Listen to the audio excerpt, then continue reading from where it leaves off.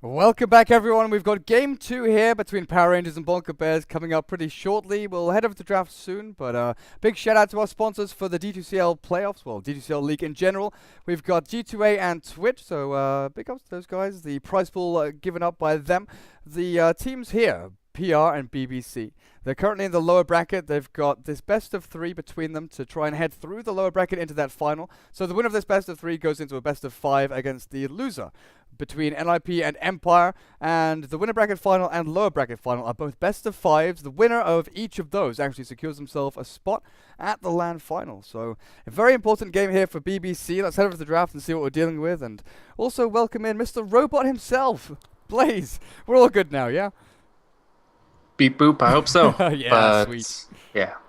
All right, so actually jump into the analytical position for this draft here. Obviously, the first draft you talked about, it was a little bit greedy, but it's still, I don't think laning was really the issue for BBC. Like, they actually were able to execute the lanes decently in my mind, but yeah, the mid to late game just didn't pan out the way that they wanted it to, and Power Rangers, really, when they got going, they looked really strong. But now this opener coming out from BBC, we do see the Queen of Pain selected as a first pick here, and Hook, obviously, they're putting a lot of emphasis on him as the mid laner, and him able to make the plays happen while Weehaw kind of plays a different role set. So we'll see if they kind of follow through with that, with this new role set for their roster. And in the meantime, PR, go for the tree, probably the Shadow Fiend next. Oh man, SF tree against the Queen of Pain. Like, that lane's already as 50-50 as it gets pretty much for me, Quap against SF. Maybe the Queen of Pain has, slight advantage if the roaming comes in from an aggressive support. But I'm always so I don't know if upset's the word, but Queen of Pain used to be one of my heroes along with TA, just the lane dominator. Like, yeah, I'm crushing this guy, he's getting one last hit every wave or even less. Nowadays, there are so many heroes that just come out and say, no, you can't actually do that anymore. We've got Treant, we've got roaming in like Earthshaker and Lion, things like that.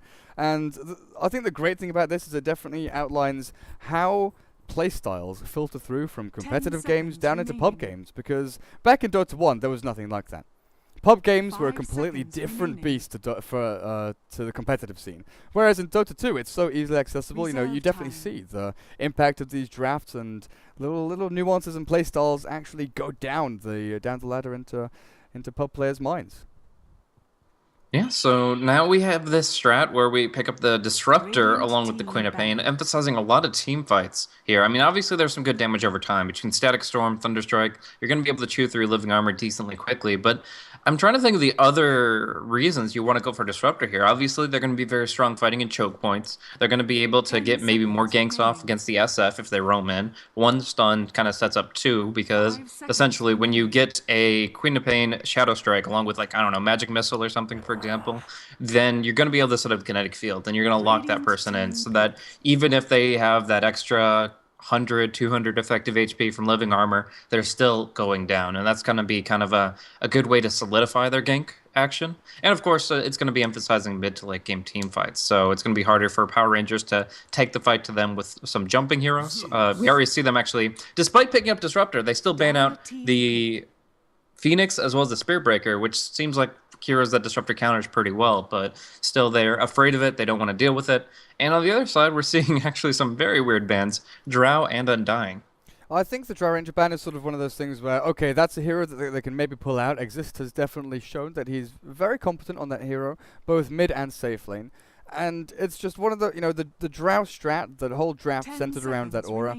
Sometimes it can get out of hand. If you make a couple of slip-ups early and they start taking down Tier 1, Tier 2, Roshan, things can snowball relatively quickly if you make a few vital errors early on. So I think PR may be a little bit low on their confidence, especially recent results haven't been that great for them. So they don't want to be cheesed in game 2. They just want a solid game where they can outplay their opponents or just completely set up for team fights, which they do perform so well in.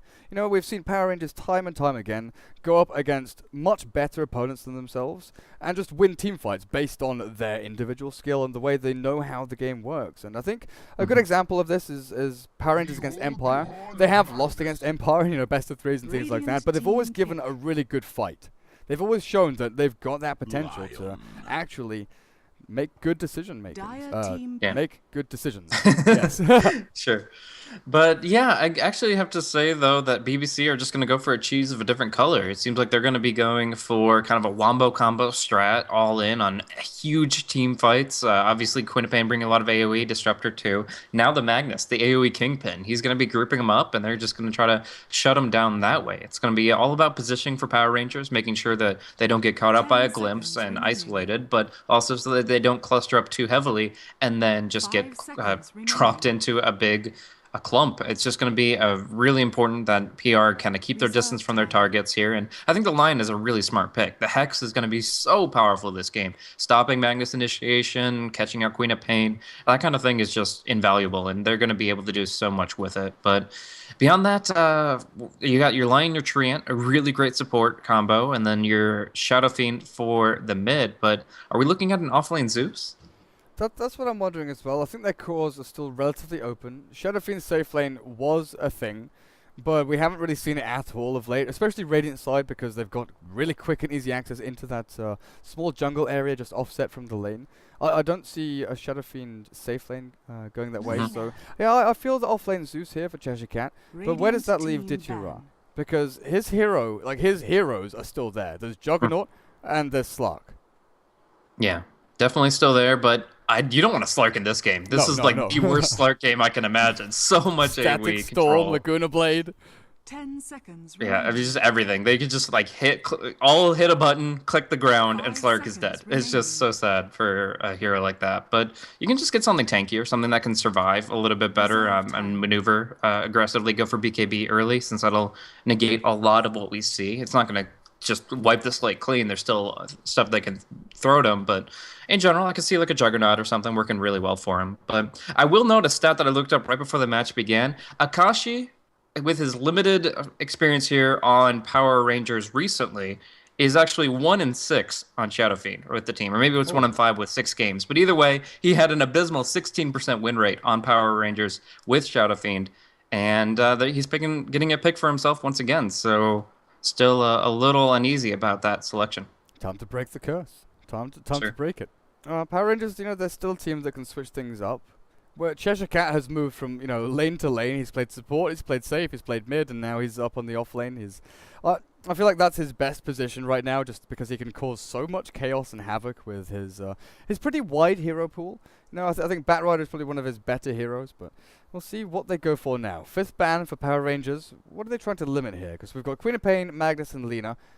Lena, we're still not sure where she's going, but the 3 other picks beforehand kind of indicates a support Lena to me. Then Queen of Pain mid and Magnus offlane. So, no-brainer for the Juggernaut here, just automatically having the Blade Fury available, as well as perhaps progressing towards the BKB later. But for early on, it's also a good denial pick, because if the Slark is off the table, and the Juggernaut too, who are you really empowering in this context? Like, I could see still Medusa being okay, if you want to emphasize mid-late game AoE damage. Gyrocopter's not too bad. But just generally speaking, Juggernaut would have been the pick for BBC if they had the option, I believe. And so it's a great denial pick. It's great in the hands of Dit.ro. We've seen it quite a few times. And it's just a hero that's harder to control than the Slark in this case. Like, usually Slark is a slippery fellow, but with all the AoE, I actually think Juggernaut is able to negate more spells than just the Slark alone. But they banned out the Faceless Void. That's what they were worried about. And we'll see. I really would like the Gyrocopter, but they might be too all-in on their cheese strat. PA? Sure. PA could work here, I think, but yeah, I'm kind of leaning towards a strength hero, which is, I'm thinking of like Slardar, things like that, where you can, I guess Anti-Mage works as well, got that spell shield and able to tank through the razors and Finger of Death. Cheshire Cat on the Zeus as well, got Lightning Bolt, so maybe that's the play. Yeah, I mean, you get magical damage mitigation. Mantis Style is amazing this game against Overgrowth and Omnislash. I actually think this hero could do quite a bit of work. He has to have a great start, though. That's very important, because otherwise he's going to be facing a Blink Lion before he knows it, and that's going to be very difficult. But the cool thing about Anti-Mage here is that he doesn't really feel pressure when it comes down to the fights, because if they're actually trying to focus like physical damage onto him, that requires SF and Juggernaut to be kind of in the same general circle, and circles are really bad for Power Rangers in this game because of what else BBC have drafted. So I'm really excited to see how much space is created for the anti-mage with the other 4 heroes that were selected. Yeah, that's very true. If they do try to collapse in on Exist, then I have a pretty rough time. Also, Exist, Anti-Mage is just one of those heroes that can quite often 1v1 offlaners. They're not going to feel too pressured. Maybe this Zeus can do enough early damage to force the supports to be here. But I'm going to be looking at Levy maybe babysitting the Anti-Mage very early on. Lina to be stacking, pulling, maybe even potentially farming the jungle.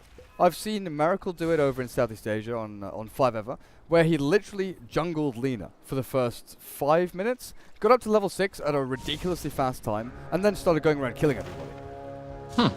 That's certainly interesting. Exist is going to take some damage here. I mean, big right clicks coming out from the Treant, so it's not like the Stout Shield does much there. But in the end, they're just controlling the Bounty Rune. It's going to be down bottom, actually snatched by D2CL. He spins it so he can't get skewered, and they actually get both Bounty Runes, which is huge because it also goes to both cores. So they get the exact start they want. Akashi here is going to go for a Bottle Rush build with the raises to start, and he's going to have plenty of mana to work with here. Cheeky D2CL. And item build is quite interesting because we were pointing out Era's build previously, and his progression was a little bit different to what we usually see. He went for a very, very early Ring of Basilius, which is kind of a third item thing when you want to start looking towards pushing lanes. But D2CL here with 2 sets of tangos, a Ring of Protection. He's going to be going straight into Basilius and then phase boots. What does this indicate? That he wants to try and 1v1 Weehar? Because right now King R has taken him to half HP with 1 Earth Spike. Yeah, I mean, it's definitely interesting. It's probably just going to be like early Basti, a little bit of more push emphasis, try to unseat Weehawk from the lane. Actually going to go for a skewer here, but it's Earth Spike under the tower. He's got actually the tower on his side now. The right click will come through for Weehawk first. So and he buys too. He doesn't lose gold on that. So it's nothing but things coming up Weehawk this time around, and that's actually going to help his start quite a bit. I mean, TPing down to lane with boots already. Hey, that's just perfect for him. I was just watching, I saw the Lion fighting the Magnus. I was just watching D2CL thinking, okay, well, he's sitting here. If the Lion was in trouble, then he would have moved. But he didn't. D2CL just stood on lane farming away. King R, a little bit overextended there. And now, still, not realizing that Magnus is stronger than him. Weehar with the boots just running at him. King R, you're in trouble. You're still in trouble. D2CL, sure, well, he's got the level 1 Blade Fury, but losing yeah, well, out.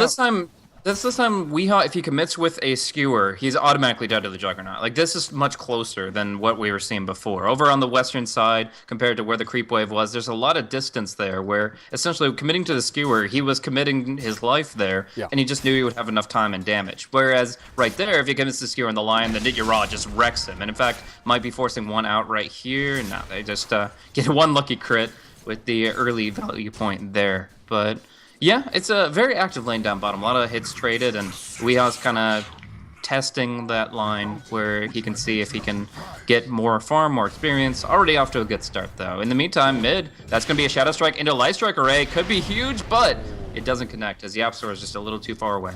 I'm not sure if that was a bait from Sunlight on the Shadow Fiend. He went for the raise animation without turning around first. Weehar, he wants in. Skewer and level 2 and Shockwave. He might have been able to go for that, but risky. If there's one hero standing nearby, one TPN, King R had dipped himself off the bot lane, so you're not quite sure where the line is. Could be stacking, could be pulling, but he could also be sitting behind that Shadow Fiend, especially due to the very early aggression from Hook and YapzOr here. Queen of Pain and Lina have just been roaming around looking for kills. In fact, YapzOr is looking for the courier.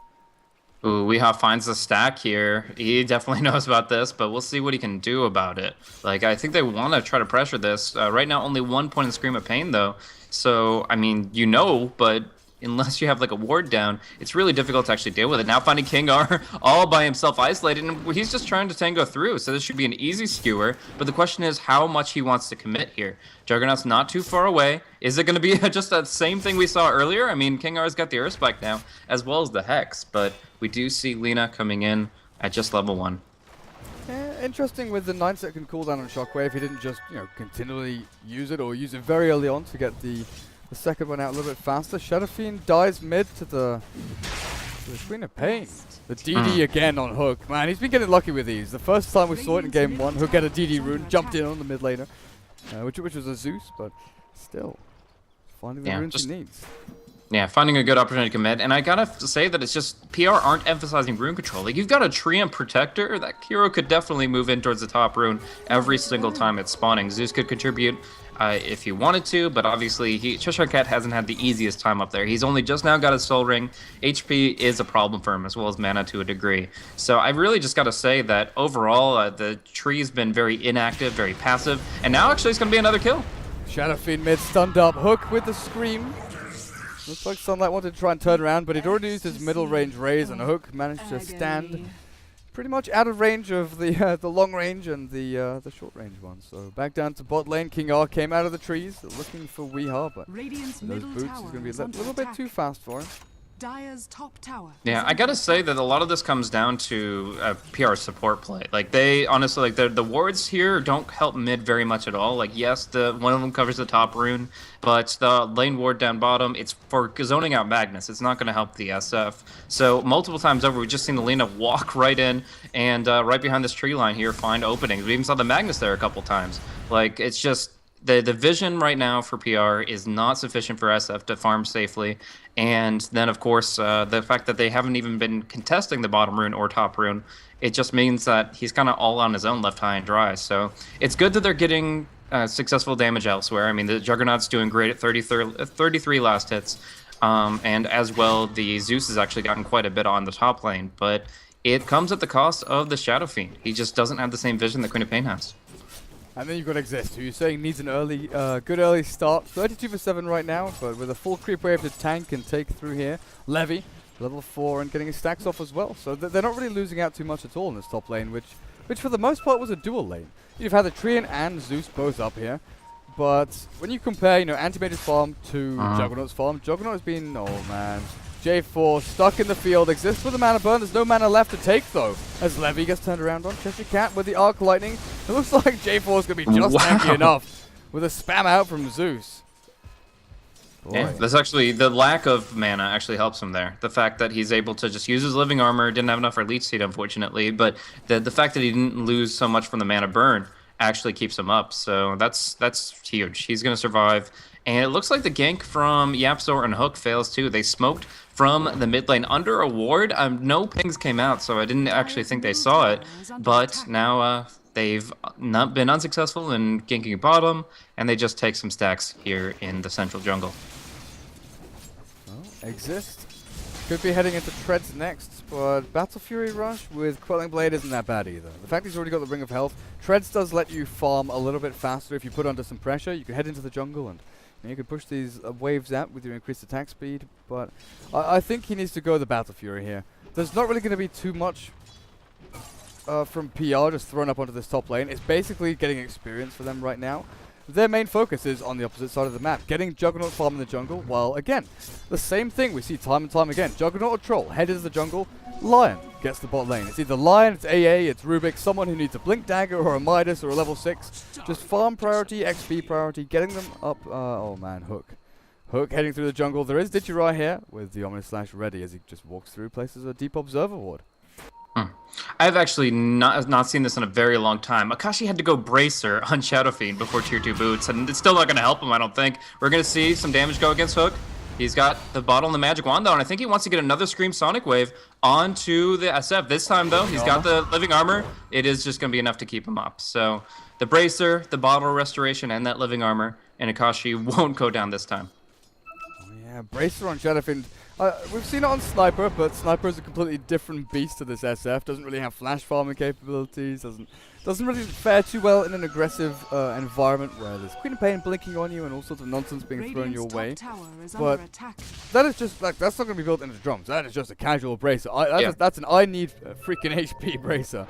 Exactly, and now he's going for the shreds. Like, if he felt so bad about how his performance was on the mid lane that he went for the Bracer before upgrading shreds. Even though he was planning on getting +8 strength anyways, he says, I just need it faster, and he actually had to go for this really HP and stat-oriented build. Now up top, this was a huge push coming in from BBC. They actually had 3 range creeps in the wave that was pushing on this tier 1, but they have to kind of emphasize heavy pressure on the tower. Otherwise, living armor just heals it right back up. They use the glyph in conjunction with living armor, so the stacks stay, and they're going to try to, Zeus is going to try to hold it back, but now he's out of mana and soon to be out of life. Glimpse back, sends one hero away, but Akashi comes in with a quick raise down onto Levy. The disruptor falls. Hook Looking for more. Who actually got glimpsed back there? Someone TP'd in. It was the Zeus. It was the Zeus that his corpse essentially got glimpsed. Okay. But Shadow Fiend, 700 gold.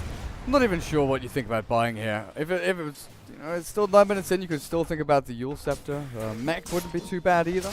You could look to pressure into towers relatively early, around 13, 40 minutes, if you can still continue farming this way as the Shadow Fiend. But with the Absol now roaming towards mid, J4 lumbers his way back into the trees as Queen of Pain building up bank. How we're looking for net worth. Anti-Mage pretty obviously leading the charge there, but not too far behind is that Juggernaut with close to 4,000 net worth. But that's soon to be cut short as Dichira right-click down. The healing from J4 just about, but glimpse back. That's his death. Skewer in. Dichira does not have Omni Slash, and he doesn't have mana if he even had that back off cooldown.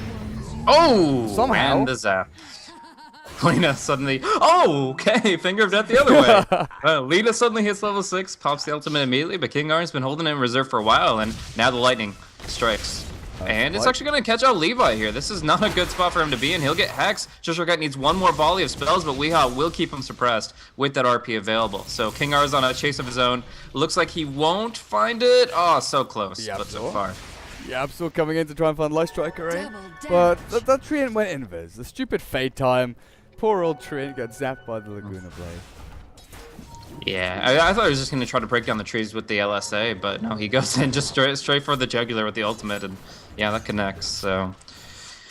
Tough Treant life. He went for just kind of trying to hold the off lane and help the Zeus get online, and I think Cheshire Cat has succeeded in that endeavor. I mean, he's up there, too. He's almost as farmed as the Magnus is, but it just ends up being unsuccessful overall because they have to rotate so much to help the other lanes. Like the SF was just dominated, so suddenly the Zeus has to help in his fights in his own jungle instead of counter pushing top, which is what he wanted to do all along.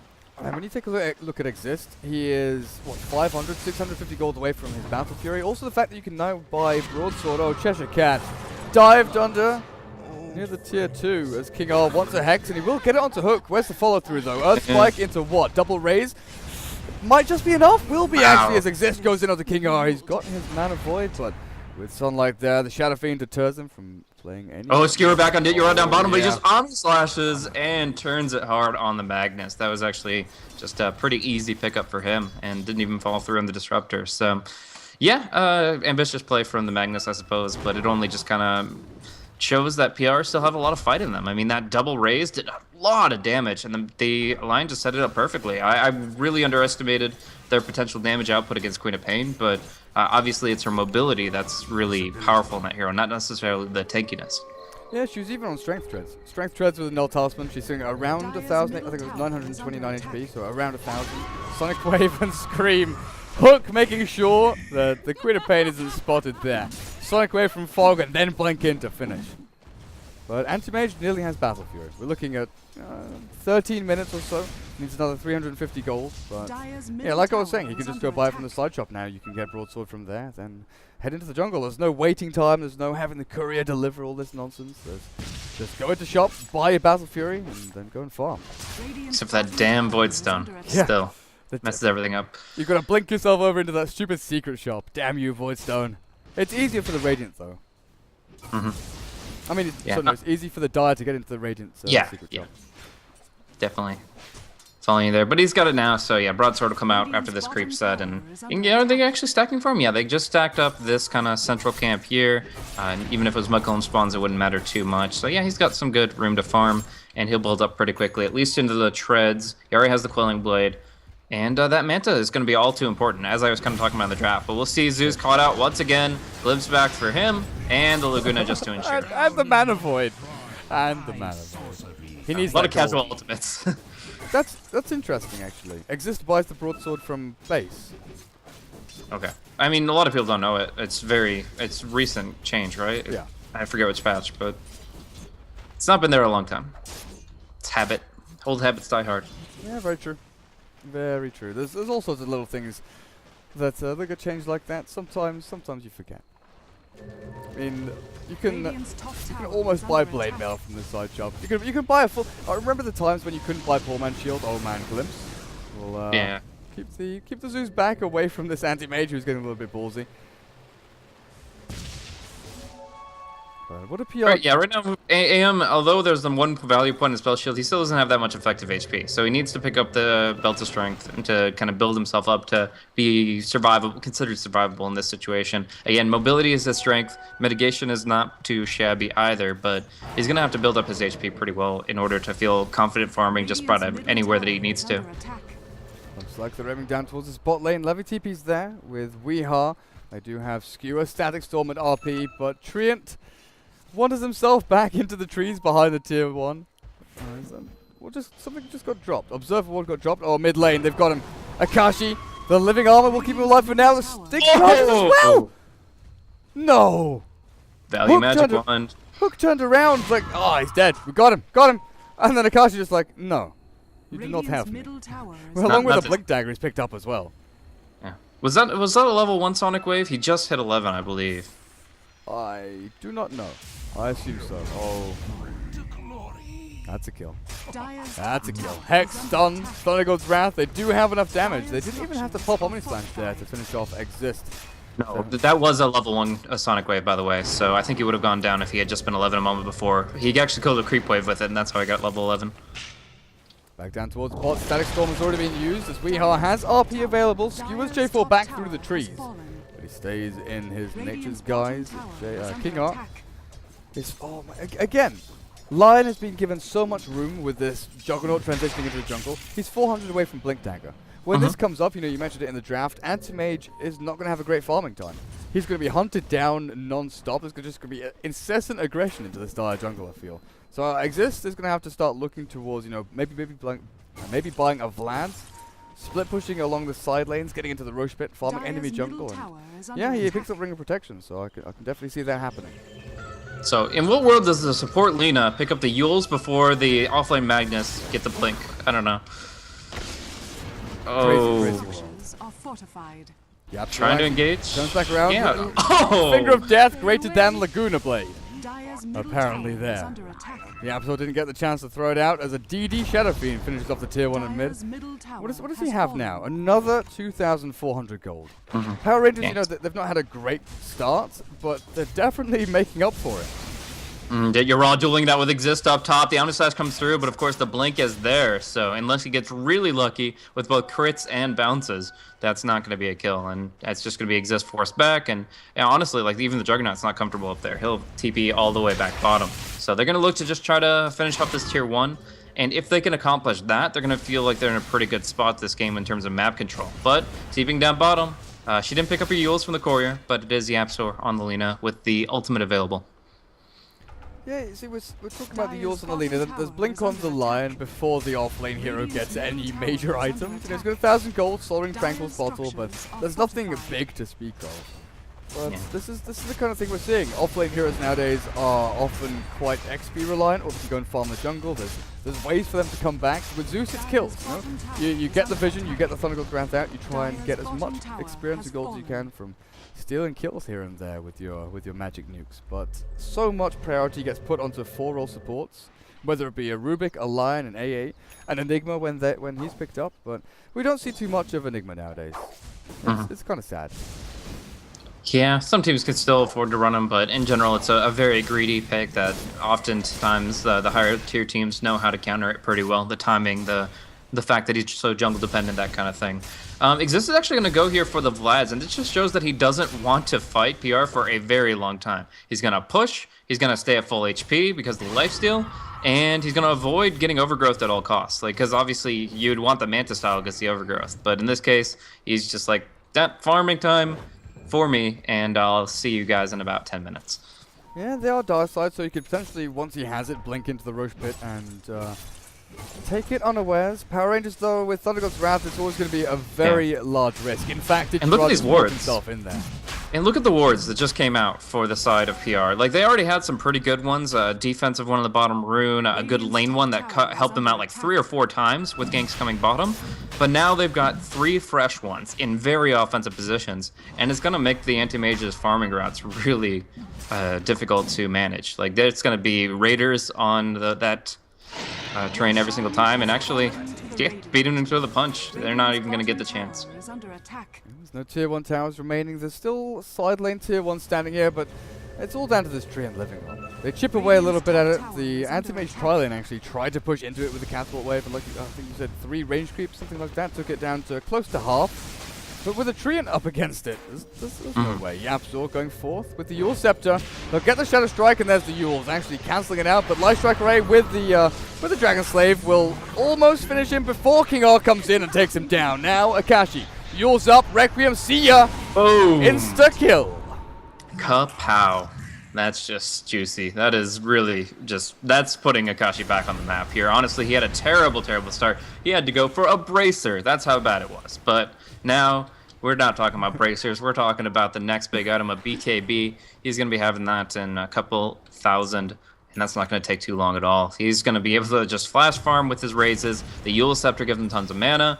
And just in general, I feel like the weakness of PR with Akashi is not necessarily an Akashi Shadow Fiend play. It's more about how much the PR supports are comfortable with giving to their mid laner. Sniper, Shadow Fiend, those are heroes that you kind of have to babysit a little bit and kind of get them going. They're fledgling in the laning phase, but actually going to be jumping down bottom. Oh, it's not your day, man. It is just not your day. He skewers J4 so the overgrowth doesn't come out though, so he's going to be fine. Shadow Fiend sold his Bracer actually. I was just looking for it to see if maybe he held onto it for sentimental value. Nah. But hiding his shame. No guys, I never bought a Bracer, I promise. I never needed it. Blink forward. They got a 2 blinks actually, but Anti-Mage is already on his way out. Hook has his Orchid completed, so yeah, BBC, they still have the tools. They've still got the arsenal to throw in to a big team fight against Power Rangers. But the big thing is, where do they take this fight? Do they group up and try and bait out Anti-Mage and force PR to get up into him? Because Anti-Mage doesn't want to be going around looking actively for a fight. He wants to be farming and maybe force Power Rangers to come into him, and then the rest of his team reacts. They've got a very good reactional squad. Blink in and RP, Static Storm, Laguna Blade. They want PR to be on the aggressive. They will get Skewer. Skewer down bottom. Treant does go in Viz, but they just comboed up during the fade time, and he was also in Essential Word for a moment there. So either way, they comboed up, they take him down, and this is one important thing, is how much Treant wants to emphasize keeping his tier 1 towers alive. Bottom and mid, top have been surviving for a very long time thanks to this living armor, and it's just about how much do they commit on the defensive while balancing out their aggression. Because they still have a lot of tools to take towers and to go on the offensive. They say, okay, Anti-Mage doesn't have a Manta. Juggernaut, he has an Aegis. These are reasons to fight. These are reasons to go to the dire side of the map and take tower after tower. But trying to kind of still protect your advantage by keeping the tier 1s alive also kind of forces you to commit on 2 fronts, the offense and the defense. And we're going to see how well PR react to that, as it's going to be the Juggernaut caught out. Keeping people down here. D2CL goes forward. Yule's up into Static Storm, in fact. So he's not going to be able to spin or Omni Slash. Requiem from long range will try and slow anyone down on the retreat. But in the end, it's a Arc Lightning from the Zeus that will finish him off. Weeha skewers over the little river there. 1 for 0. Yeah. So, yeah, in the end, they just kind of take down the Disruptor. The gank attempt from PR doesn't really succeed, as D2CL could have had a great Omni Slash there, but he still has everything available in his arsenal to kind of still pursue. I mean, it's only been 3 3/4 minutes on the Aegis, so he's still got a full minute plus to use that, and that means he can just commit heavily under the tier 2. Almost 4,000 saved up for the Shadow Fiend right now. Hook and YapzOr both pushing into mid lane, trying to make the most of the map as exist. Instead of pushing tier 1, he's farming his own jungle. So I guess, you know, he wants to clear out these jungle camps and make the most since they're spawning in 1 second's time, and then that's going to respawn up and head back in there. But applying as much pressure as you can, as fast as you can, is definitely of paramount importance here for Vulcan Bears, and that's what they're going to do. 4 heroes around this tier 1. They'll bring it down. There's Glyph. There's probably living armor as well, but there's the TP reaction coming in. They're holding up for as long as they can. Blink forward, Hex, and now exists. The big RP comes back out though. We are Sonic Wave. Takes them down. The Aegis Immortal will bring back the Juggernaut with the Omni Slash. Who can he target? Who can he find? He finds Weehar. No bounces back onto anyone else until the last second. Hook takes a slash to the face. Yules, there's no Requiem. A couple of raises here and there, but Lightstrike Array will keep YapzOr alive. In the back end, oh, J4 starts up actually. Anti-Mage is coming back in. Exist, wants to fight. He's going to cut the creep wave. That was actually such random number generation coming in from the Juggernaut. I don't know. It's just like when you go into it and you have 2 targets, clearly you're gonna Omni Slash and you're gonna bounce about equal damage between the two, right? The Queen of Pain's gonna blink out after 2 hits, and that's gonna be 2 hits wasted because she's not going down to those. So Dave Magnus, in that situation, should survive because Juggernaut's Mask of Madness was on cooldown from his first death. But no, RNG does not favor you, Weehaw. You get just slammed down by that Omni Slash. And yeah, the one bright side, the silver lining, is that Anti-Mage did finish off the tier 1 while that fight was concluding. So they do finish it, they don't let it get healed back up to full, and allow it to be bait for another time. Well, that was a big first showing of that Blink RP into the move that we were talking about. Kind of bait out the AM. I don't know if it was entirely intentional. He was going for that tier 1 for a hell of a long time. But they got them all into the RP. The Juggernaut respawned back up. Now Blink forward exists. Static Storm onto King R. The Skewer not landing, but it'll be glimpsed back, and Exist will try and clean this up. With the Light Strike Array, they'll quickly finish him off as Akashi. He's got the BKB and Requiem with one more raise. No, not quite enough to take down Weehaw. He's still going in deep here behind the tier 3. You'll stop, but Thunder goes round. That's what we want. Light Strike Array from Yapzor keeps him in place. Exists now looking for the damage, but living armor. Overgrowth, and Exists has nowhere to run. A minute on the sidelines. He's got buyback, but expending it here just completely ruins your farm progression. And it's literally right there, him dying, is 100% him choosing Manta style, or Vladimir's over Manta style. He would absolutely have Manta right now without a Vlad's pickup, but he wanted it for the push and the guaranteed 100% HP health pool whenever he's farming. So it's just a decision to prioritize the Vlads over the Manta. They get some caught in Overgrowth, and the Overgrowth is the kill. So brutal, but it is what it is. Now Akashi going in, comboing up his spells, and Yapzor will be bolted down. So the mid-racks are gone, Hook with a great turn, and they will come back Akashi for another kill. Well, living on, keeping alive. I'm going to slash now onto a Hook. There's the bounces that the Dire wanted, bouncing between 2 heroes pretty evenly as Hook survives. RP, Dichira, no TP out for you. There's no Skewer, but there is a Shockwave and right clicks from Hook. They've taken down mid-racks, but they lose a whole bunch of heroes. Ooh, yeah. That's a nice kill. I mean, still finding a good opportunity. It looks like he will be glimpsed back. He'll be skewered all the way back to the fountain. I don't know. There's so many ways to control his positioning, but in the end, wow. In the end, it was very worthwhile for King R, and it's going to be Exist to pursue him for a little while longer. He's out of mana now, so it looks like we'll be going down, but worth. Definitely killing off the Queen of Pain was pretty huge there, and of course they got the mid lane of Rax. That's the most important thing in this game. King R is buying a BKB on this Lion. No Force Staff, no Aghanims, nothing like that. No Yule Scepter. Going straight for that BKB. Static Storm obviously is pretty much the bane of his existence right now. But in that fight, I just wanted to come to something. There were like 3 heroes used up into the air. 3? How many Yules do we actually have? There are 3, right? Cheshire Cat has one of them and is actually taken out there with a glimpse. But who's got one? We've got the Lina, Shadow Fiend, and Zeus. Yeah. It just shows how popular this item has become. When everyone is buying Yules, from supports to offlaners to mids to I don't know if any carries buy it, but it's still definitely such a popular item right now. Yeah, certainly. But the BKB online makes a lot of sense because he is up against an anti-mage, and that means that if he gets Blink Manta'd on, he wants to be able to pop that BKB and avoid all that mana burn, so that he can just mana drain one of the illusions, hex the real one hopefully, and then yeah, there you go for your fight. We're going to see the Hex come out and that Overgrowth again connecting. Exist locked in place, getting hit by that Scotty. He will blink out. What a Yule is coming in for the SF. Dichira though is silenced up in the Static Storm, along with the Orchid. Requiem again from long range, but Juggernaut's already dead. Hook has his BKB. With 7 seconds until Sonic Wave's back off cooldown, the blink out from Shadow Fiend. Make sure he doesn't get caught in that reverse polarity. But no buyback on Jug, no buyback on Lion. It's down to these 3 heroes to defend the high ground, and if Cheshire Cat gets picked off here, Exist goes forward, the Yule's now onto Cheshire Cat. Sonic Wave will finish him off. Akashi, big chase into his base. Hook once more, he blinks forward, and now it's their turn to dive here behind tier 3s, even tier 4s as Freehive skewering across the base. Hook has a blink to get himself out, but Thunder God's Wrath, there's one hero with buyback. Cheshire Cat makes it worth it, and the biggest thing is here, Bulker Bears don't get racks, they don't get tier 3s, they don't get any big objective. And take a look at their base. Mid's pushing in, top lane has 2 catapults. Shadow Fiend, how did that actually happen? Oh, the Disruptor was on the run from both Zeus and SF, but he got a glimpse on only one of them. So SF blinks forward, raises them, and That's Disruptor. He only had like 10% HP, so he was limping away from that fight and just couldn't get the distance. One thing the Balkan Bears will get from this is Roshan. Power Rangers are looking to get into there, it seems. D2CL running forward with Mask of Madness and Phase Boots, but it's already dead. Exist will be picking this up. Takes Aegis Immortal. Weehaw giving up his life. The 3-man. Oh no! The play! Skewer into Blink and forced out to TP. He gets out! Wow. That's the Weehaw we want to see. Magical play there from him. Jeez, that is just...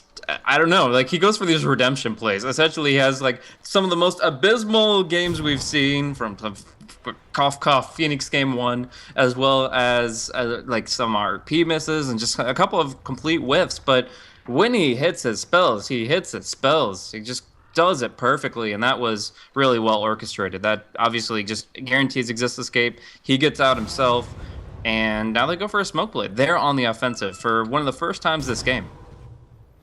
They are leaving this mid lane to push in, though. So that's going to be pretty obvious. As soon as this wave reaches this ramp and PR are like, hang on, guys, there's no one defending. Actually, Power Rangers is going forward. They'll see Hook now. That's a target they want. There's 4 heroes that can't react. There are TPs up on them. Some of them on cooldown as they're looking for Hook. The BKB on Queen of Pain's available, but what can they catch him with? The Blink Hex from Lion. Where's Lion? There we go. Start things off. King R onto Hook now. Stun him up. Hook's dead. With the Requiem from Shadowfiend looking for more targets in the back lines, there just wasn't anyone there. Yeah, they thought there were a bunch there, honestly. They didn't know about the smoke. They just thought, okay, that was a great opportunity. They took it. Now Akashi gets used up by Lina to combo it up. But he has a use of his own. Oh, man, just more ability to get into the base. I actually think that could have been the catalyst for a fight. But instead, it's going to be them retreating. And you don't really want to run from this team. Anti-Mage has a ton of Blink, Queen of Pain as well, and the Glimpse from the Disruptor. Once you start running, it's just like unless you're at your towers, at your base, you're probably going to get caught. And J4, he creates a little space in the meantime, but he does go down in the end.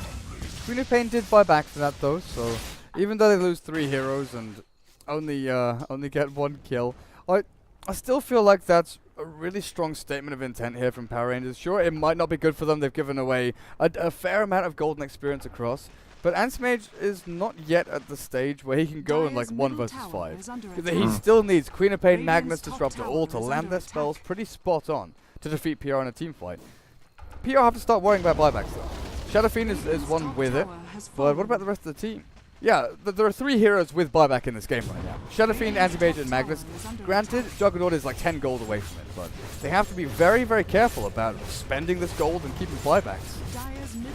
Yeah, most definitely. We're going to see the 2-3 tower go down very, very quickly, and they focus the melee racks because whatever racks they hit, it'll regenerate anyway, so might as well go for the gold. Here, the melee racks dropping quickly, but Zeus ulti is up. D2CL, he spins the Glimpse. Huge spin coming out, and Weehaw doesn't have RP for 10 seconds. He gets used up into the air. Juggernaut now silenced stop. He's got no Omni Slash to spend when he's silenced and stunned and killed off as quickly as that. Finger of Death onto Weehaw, but he gets the RP down to Shadowfiend. There is a buyback here from the Juggernaut and Shadowfiend, so if they do wish to return, they can do so. Aegis expended by the AM. Does he blink forward? Who does he go on? King R is causing quite a bit of problems over on the east-hand side of this fight, stunning up Hook and Yapzor, and the double buyback is spent. So BBC take that as their cue to back the hell up. Yeah, insane win for BBC. I actually think that they just put themselves in a commanding position this game because now Power Rangers are worried about their buybacks. They just expended a ton of gold and they still lost their racks in tier 3. Yeah, the Aegis was spent, but I mean that was going down anyways. This was really valuable for the side of BBC. I mean, it evens the racks disadvantage to a near equal degree. Obviously, it's more important to have a side lane taken down, but the range racks wasn't finished off. So we're going to see a lot more push coming in top, and we're going to still see BBC have to cover their mid lane up quite a bit. But either way, Yapzor, he's about to pick up his Aghanim Scepter. At that point, the Shadowfiend or the Juggernaut could be picked up pretty easily. I didn't see how far this Anti-Mage had progressed. He basically has a full heart on the courier. He's just waiting to see, okay, I've got enough, or the other growth, that's a little bit annoying. I think he's just waiting, yeah, to keep as much reliable gold as he possibly could, save up all of that unreliable gold and finish off his heart. He's still missing, oh no, he's got buyback with 1100 gold. No. What? Yeah, I mean, Okay. he's got a. I'll look at his reliable gold is the thing. It's 1148 reliable. Oh, gold. that's true. Yeah, it's a big difference because like on his unreliable, like he would lose quite a lot right now. Like, but as it stands, he's in a pretty good position. I think yeah, he'd lose like 600, but it's just this position where essentially he's just able to keep farming, keep moving on the map. I kind of expected the butterfly honestly to come out from him because he does have empower, but as it is, just he wants to build up his HP and more importantly, I think his illusions HP. If they stay in the fight for a very long time, keep burning mana, keep doing damage, then his mana void is gonna hit somebody and hit them hard. Yeah. Also, if you're hexed up by the line and that initiation does come down, the mischance and it doesn't really matter when you're nuked into oblivion by Finger of Death and Lightning Bolt. But what kind of right-click damage are we dealing with now? Power Rangers that would force the Juggernaut to maybe go into an MKB next and skip out on Manta Style. That Yasha has stayed Yasha for such a long time. He's had to go further and deeper into these bigger items just to keep up with his AM's farm rate. But right now, 20k on him. Juggernaut is about 7,000 behind. The Shadow Fiend has leapfrogged pretty much everyone who was miles ahead of him previously in this game.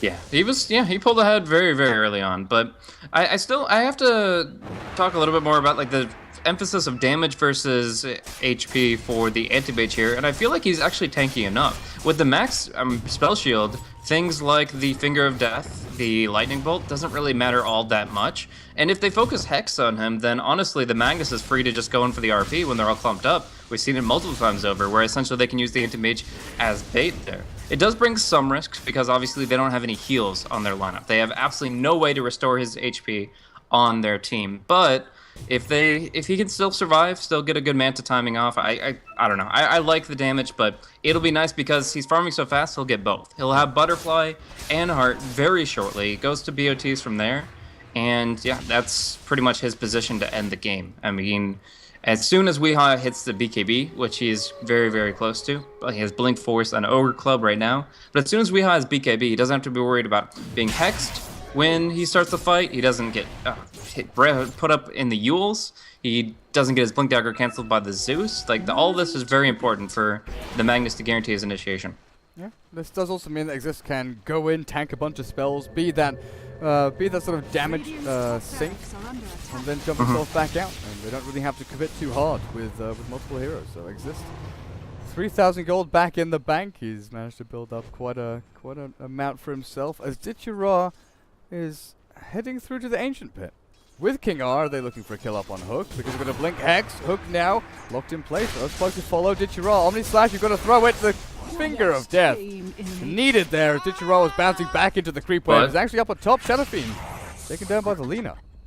Yep, just Blink seared back into a bad position there, and they're able to clean it up no problem. So now down bottom, Ditchura wants to put some damage in this tier 3, has spin TP, so he feels kind of confident, but yeah, actually there's nothing to stop this. Yeah, so Mana Void is what I was actually looking for, but obviously Exist is all the way out in Radiant territory.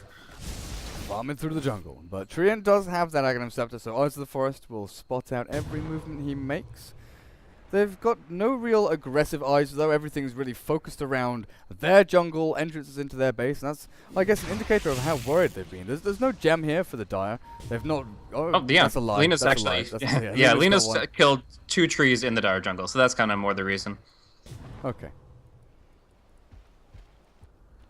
Now she's going to go looking for more.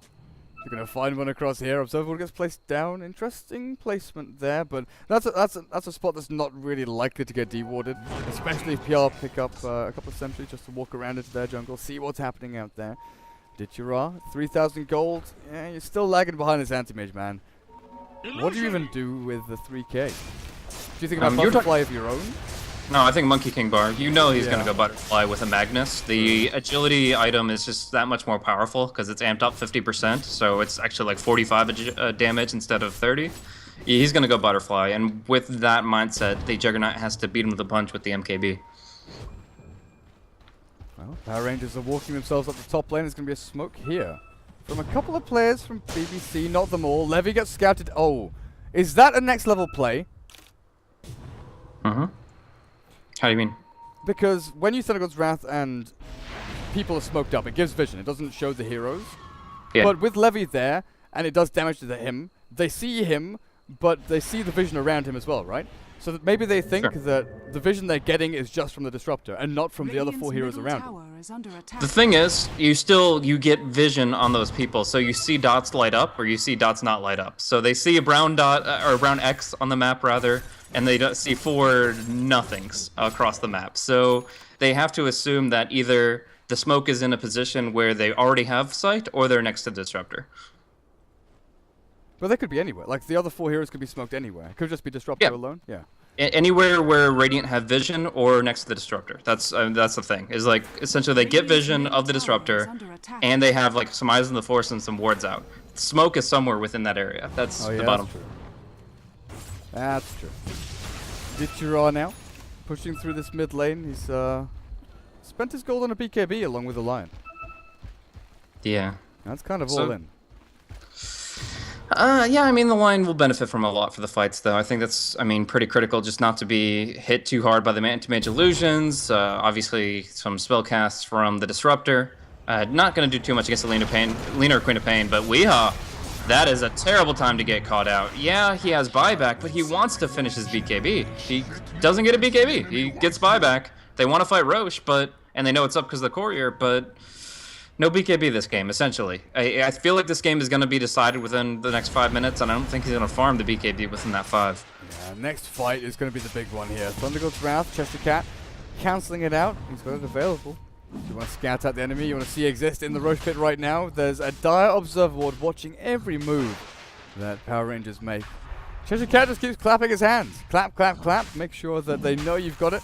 Kinetic Field going to slow down their advance as well. Yapzor ready here to throw anything he wants. There's a bolt, and Yapzor drops damn low with Finger of Death, zaps him from the low ground. Akashi, the Requiem, slow down to a little bit of damage here as Hookers are blinked in, and now the Omni Slash.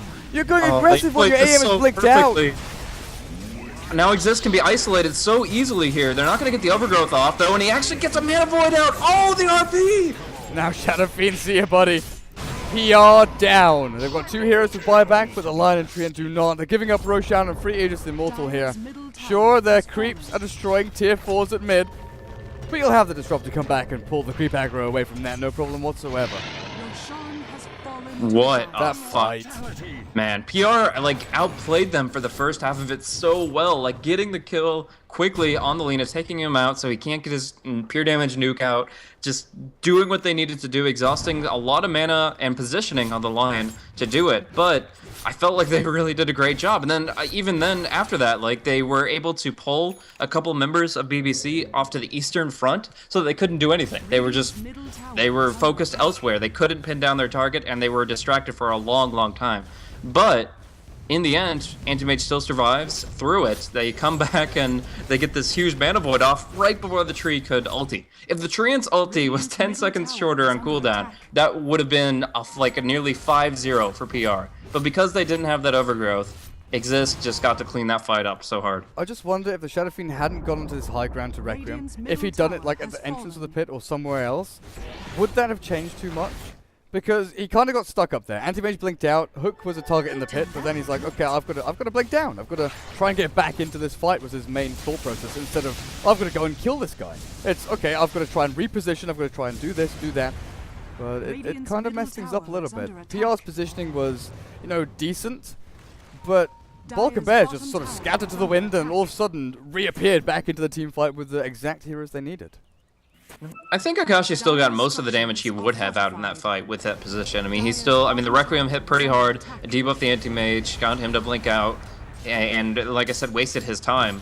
And then he still got some raises and a couple of right clicks out on the cliff. Not ideal, but definitely worth the 12-second commitment, I think. But in the end, the kill on the Lina wasn't as impactful as the cleanup on the Anti-Mage. And with Empower, this hero is just so strong. He's got a really good amount of agility to work with. 2.8 per level is what he gets. And then, of course, he has a great baseline, too. So I just have to look at Anti-Mage's stats and say, this guy just packs too much damage for you to not control him, not hex him, not anything. He just got the free hit after the Requiem disabled him, and that's about it.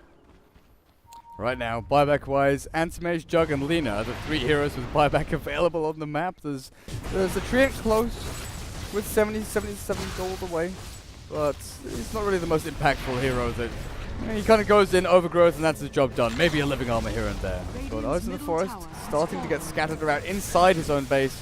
And that's how hard that this Treant Eyes in the Forest has been shut down. Lina still has that gem. It's getting harder and harder to defend though. And it's not, PR, they don't have a Magnus and Enigma or anything like that. It is basically this Treant, can you get a good overgrowth? Can Zeus bolt down the Queen of Pain before she BKBs after like a Hex from Lion? It's very single target focused from PR at this stage in the game. Can we kill one hero so we can get the numbers advantage without giving up positioning to get destroyed by Static Storm RP? Because that's where Balkan Bears are just gonna be standing. Okay, well, anti-mage, go high ground, become this damage sink. Act like you're a Wraith King. Pretend. Well, he doesn't have to pretend he has 2 lives because he actually does have 2 lives right now with Aegis Immortal. But yeah, just stand up there. Tell them to give you all they've got and see what happens after that. Yeah, but right now it feels like BBC's Wombo combo draft. The fact that they're able to do so much in the fights when enemies are clumped has paid off so much. I mean, in this position with other heroes of equal net worth value, trying to come back is almost impossible. But the way that BBC have done this is just incredible. They've been able to control the fights really well. They've positioned really nicely, and they've had just 2 or 3 really incredible fights that have put them in this kind of winning position. Still, they're going to have to fight into it. They're going to have to commit to these racks, but like you said, with the damage sponge of the anti-mage, it's so easy for him to tank up, at least for the first life. They're actually going straight in onto the Treant. Static Storm expended just for him. Take him out of the fight, J4, but now Requiem have to blink. The RP landing only on D2CL, but that's a pretty damn good target to take if you can Laguna let him down, and he will fall with buyback available. Comes back in, but Shadow Fiend is nearing death. His last breath will be another Requiem back on to exist, but Hook, the Queen of Pain with a triple kill. Cleaning up house. D2CL, Omni Slash ready, but who's your target? Where do you go? It's just unfortunate. They really had a good position in this game, but the fights are just not working their way for the past several minutes. I mean, for the past 10 to 15, to be honest. They just get isolated. They get pulled out into a bad position.